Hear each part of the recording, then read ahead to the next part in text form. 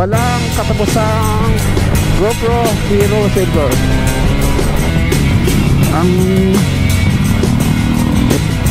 8 hours kaya consume sa recording, matipog sa battery. Itong GoPro Hero 4 Silver.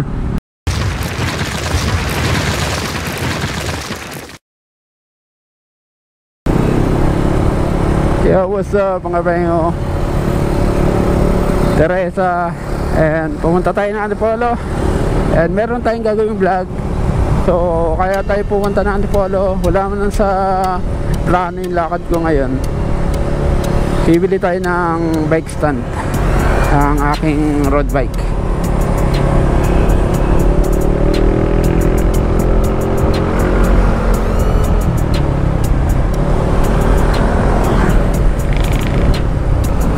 At syempre mga pengo, kita nyo ba yung gamit ko na action cam? Walang katapusang GoPro Hero Silver. Pang pang ragunasan or pang walwalan na action cam. Meron akong Hero 7 Black, so kailangan pa ng adapter yon, kaya ito muna yung ginamit ko.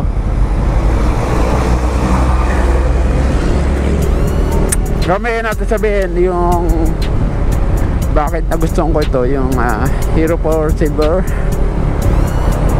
Sabihin ko muna sa inyo yung ating binago sa ating motor ngayon. Kahapon lang or nung makalawa ba, nagpalit tayo na yung handle grip. 4 years tayong naka-stock na handle grip. So ito ngayon, naka racing boy tayo ngayon, handle grip. So ang price nito ay 350 pesos, tumataginting. At tayo sa kaibigan natin na bumili kay Motopesa. Ewan ko lang kung meron pang stock sila nito. 350 pesos. Siyempre pag kaibigan na meron siya, hindi ko tinatawaran talaga. Kung anong SRP nila, yun. Pero mas maganda kung tatawaran nyo. Para makadiscount ba. Pero siya, nagwasa na siya na nagpa-discount sa akin. Lahat ng merong shop na kaibigan natin, sinusuportahan natin. At dahil 4 years na yung handle grip ko na stock, di ba, merong siya, yung bar end na plastic. Tapos tuwing nauugasan natin, nagkakaroon ng stock up na sa tubig, di sa tubo, sa handlebar ng ating motor. So ngayon nagkakaroon siya ng kalawang. Ang ginawa ko, mayroon akong picture nun. Ginawa ko, niliha ko muna yung handlebar na may kalawang, kasi yung pinakanras niya, ang kapal na, kinakain yung bakal So nilihan natin. Tapos meron akong boss ni na black paint, yun ang ginamit ko. Pero hindi ko na tinanggal sa motor. Nag-cover na lang tayo ng plastic bag na Lords para hindi umanggay yung paint, para mabilis lang, Tapos saka natin nilagay nito. Sa mga matagal ng naka-stock up na na handle grip, gumagamit tayo ng langis. Ang ginamit ko nga yung synthetic na tapwa na chinub ko kasi yun, parang singer oil yun. Kaya yan, maputi at hindi madumi. No, pagkatanggal nito, puro kalawang talaga, lahat kalawang. Kaya mas maganda talaga na linisin ba. Balik tayo sa Hero 4 Silver na vlog. So kwento ko muna sa inyo yung settings na ginagamit ko. Ang gago. Ang resolution mga penyo ay lagi kong gamit 1080, saka FPS 60. Pero pag night mode pwedeng i-30. Pero dito sa sa Hero 4 Silver, kahit 60 yung inyong FPS, frame rate per seconds. Nag auto low light naman to, kaya okay lang na hindi tayo mag 30 kapag low light tayo or sa gabi natin gagamitin. Automatic siya, saka yung natin Fortune naka off para mas matagal yung video natin. Kung gusto niyo ng mas quality, i-Fortune on nyo. Ilan naman settings ko mga pengyo, Tapos yung gamit nating micro SD memory card, SanDisk Extreme,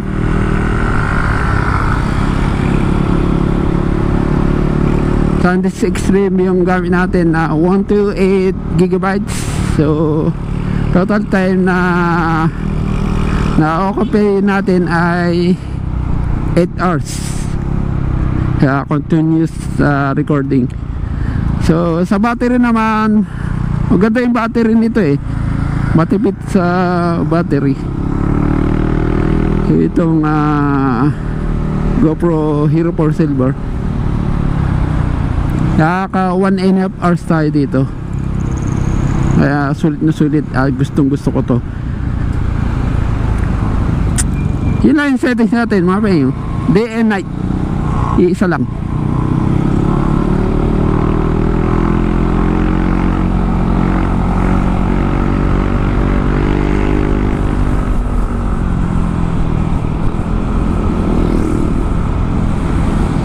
Marami nagbabike ngayon mga pengo dito. May nagtutok pa nga nagtatawa. Ako rin, dito tulak rin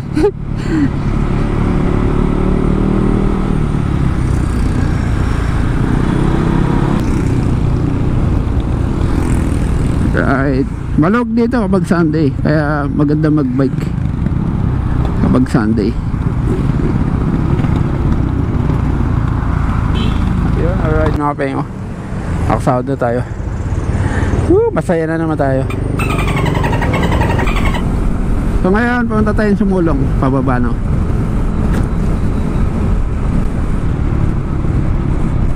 So reason mga pengo, bakit ito uli yung gamit natin, Hero 4 Silver. Siyempre number 1, napakagaan ng Hero 4 Silver. Alright, yun ang dahilan. Kasi yung mic adapter ito, lang, direkta lang, mini USB lang, okay na. Hindi gaya ng mga Hero 5 to up model, kailangan pa ng mic adapter na tig 2.5 or 3,000 pag brand new. Pero may nabibili na sa Shopee na 2,000 lang mic adapter. Mas mabigat kasi yun, another weight kasi yun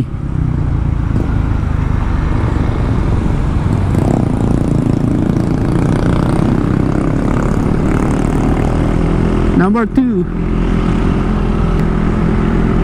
yun nga yung number 2 mga pengo, yung di na kailangan ng mic adapter ng GoPro.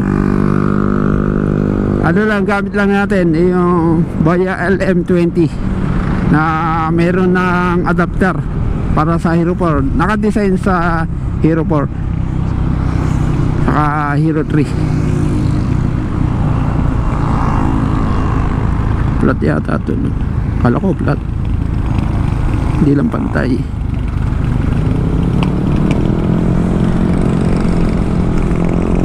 So number 3, hindi naman tayo sikat, okay na yung ganito na kahit na maalog, sakto lang sa ride natin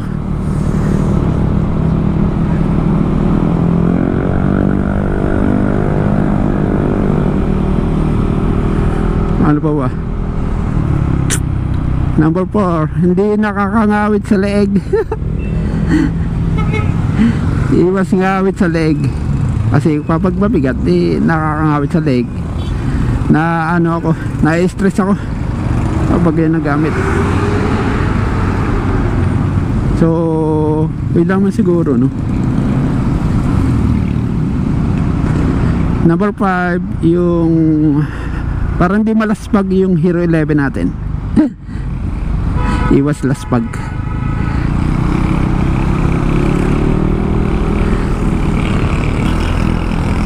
So, yeah.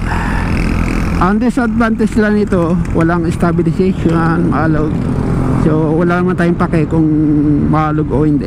Basta meron akong video pang ano, for my safety, in case na meron tayong accident na nangyari. Yan, okay tayo dyan. Wow! Yan, katulad nun. Ay, magbigay puta.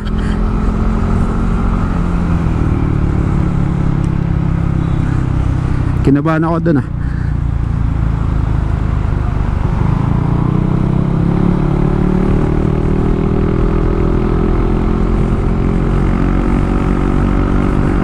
Kasi yata yun. Aluwag dito kapag ano eh, weekdays. Lalo pag Sunday. Maganda magbike.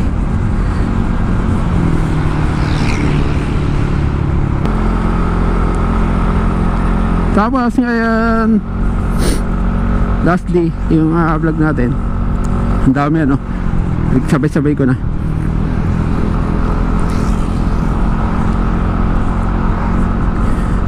Yung gamit natin ngayon, kabibili ko lang, kaka-install ko lang yung ating microphone, lavalier microphone, para sa Hero Silver. At naka-design, dinesign nila kasi merong mic adapter.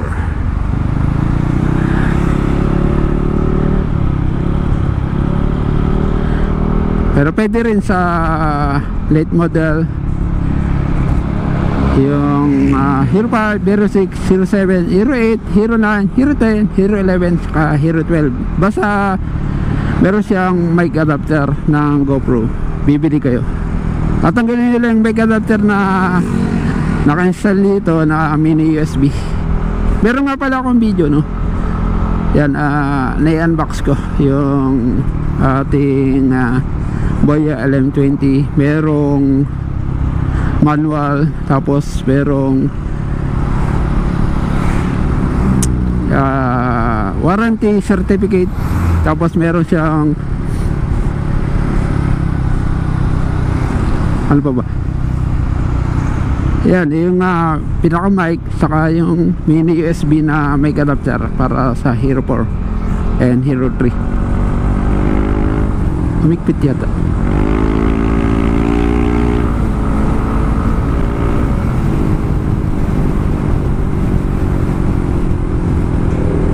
Umarang.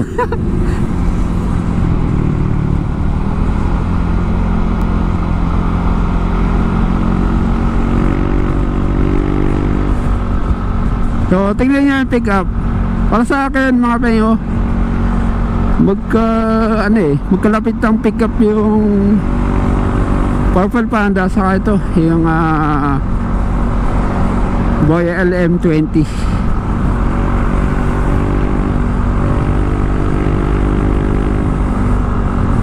Halos the same sila ng pick up, saka yung lakas. Ewan ko lang sa wind noise kung mas malakas to or mas mahina yung Purple Panda. Pero kung vlog mo lang ay ganto-ganto lang for safety, for video memories, so pwede na to yung Boya LM20. Walang wala. Walang wala sa presyo doon sa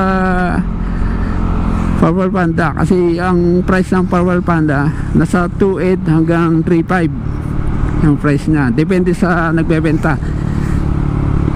Pero dito sa Boya LM20 Nabili natin siya ng 353 pesos. So dapat nga 333 pesos. Na-check ko yung electronic protection, 20 pesos. Yan mo. Walang-wala Baryang-barya ito.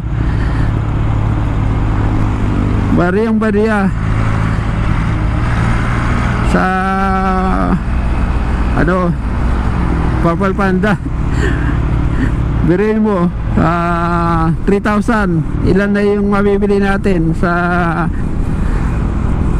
dito sa boya? Mga 6 na boya, isa lang ng Purple Panda. So pangmayaman lang kasi yung Purple Panda Pero kasi sa Purple Panda, pwede sa cellphone, pwede sa camcorder. Marami siyang adapter kasi. Ito naman sa boya, pwede naman bibili ka lang ng ng mga adapter na pang smartphone.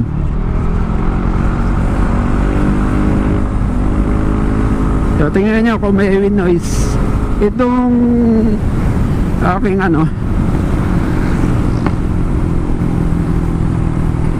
itong ating helmet mga pengo ay wind noise na kasi sira na yung foam. Nag-iwalay na yung shell saka pinakang foam sa loob, yung styro. Iba pa yung styro protection sa helmet natin. Pag na-aksidente, yun ang sasalo. Lagi na tayo sa bilhin ng mga bike parts sa bike stand na bibili natin para sa road bike. At nga, nagbabike ako ngayon dito Kaya lang, naisipan ko magmotor.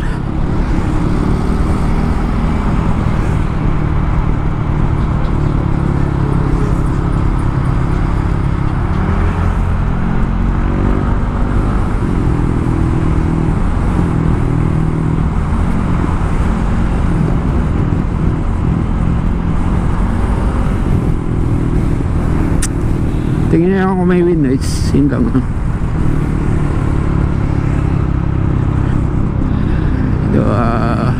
tapos ngayon mga peng, yung share ko na rin yung aking shock sa likod ay nagbalik ako stock kasi pangit yung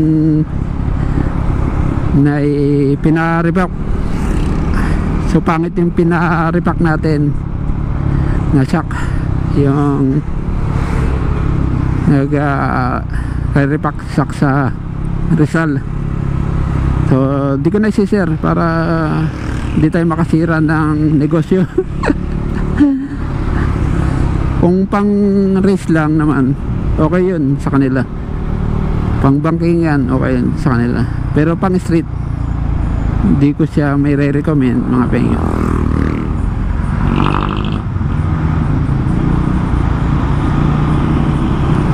Katulad ng Bulacan, Lubacan, nako, mahirap gamitin yan. Masakit sa pit. Although ma-adjust pa na natin, kaya lang iba yung niya yung meron siyang rebound kasi yung ginamit niya ay yung gawa nilang langis, yung production nilang langis. So sa tingin ko mas malapad yung kaya may rebound, kaya mas malakit yun kaysa sa stock na pork oil. So ngayon itong harap baka ipabago ko kay Motopesa, to kay Master Rick ng Motopesa. Papabalik ko sa stock settings. Medyo mabigat mabigat maglaro, may ngawit factor pa rin. Kaya yung mga nagpapareback na may rebound, nako, masakit sa balakang, masakit sa balikat. Yan, depende naman sa inyo kung saan nyo gagamitin. Kung pang bankingan, okay yan, okay naman. Dito na yata mga pengyo. A few minutes later. Yo, what's up mga pengyo? Epic fail. Wala tayong nabili na bike stand. Bike rack lang pala nandun. Kailangan ko ng bike stand eh. Alright. So ngayon, baka ano na lang tayo, Shopee Racing.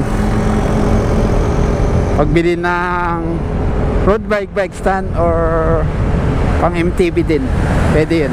Pares lang naman yun. Yun, ikot-ikot lang tayo. Nandito rin lang tayo, no?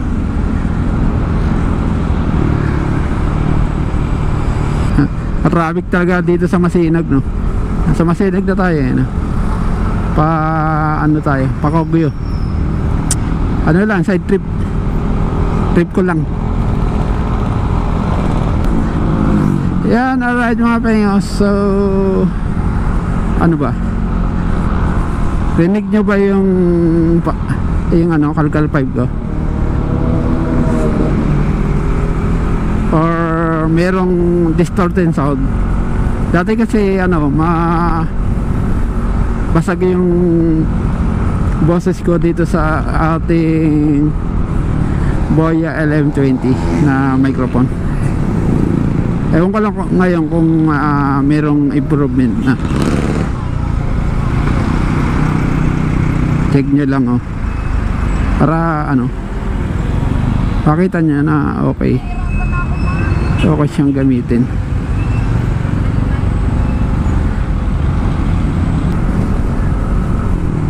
Putang na, ano nangyari?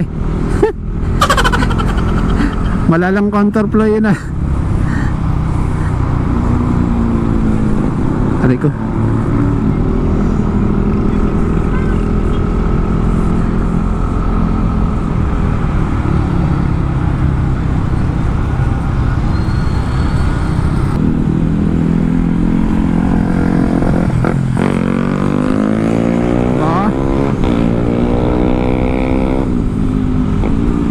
Traffic rider.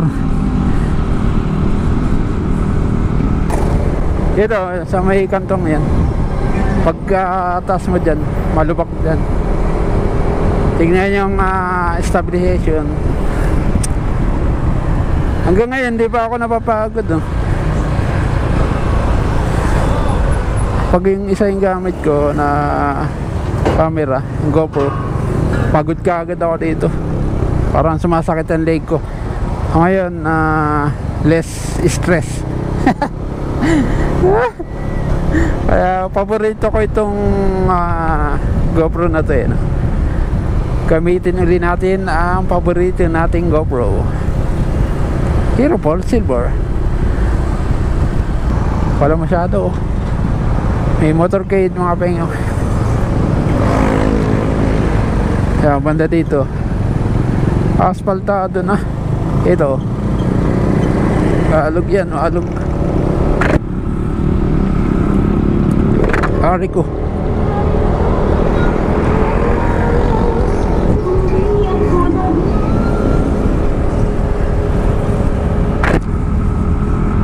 Ito, boom.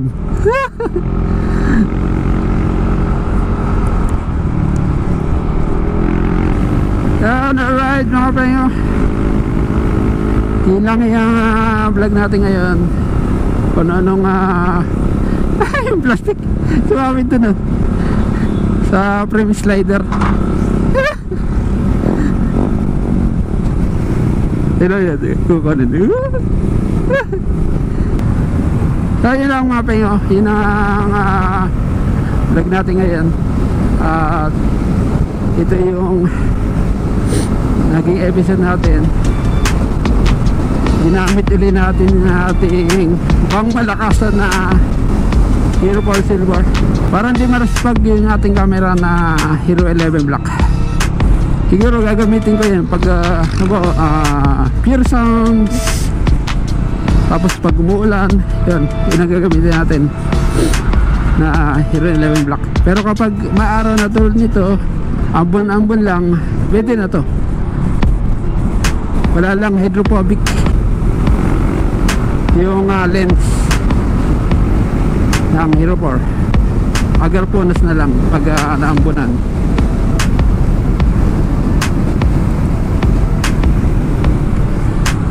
May tumumbang poste dito.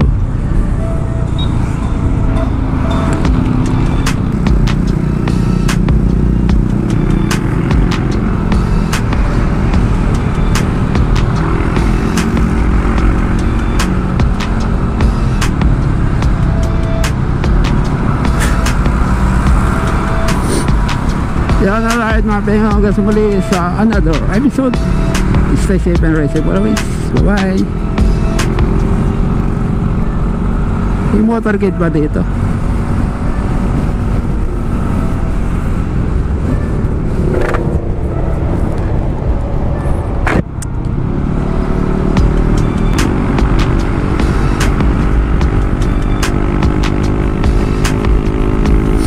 Right, banking muna tayo dito.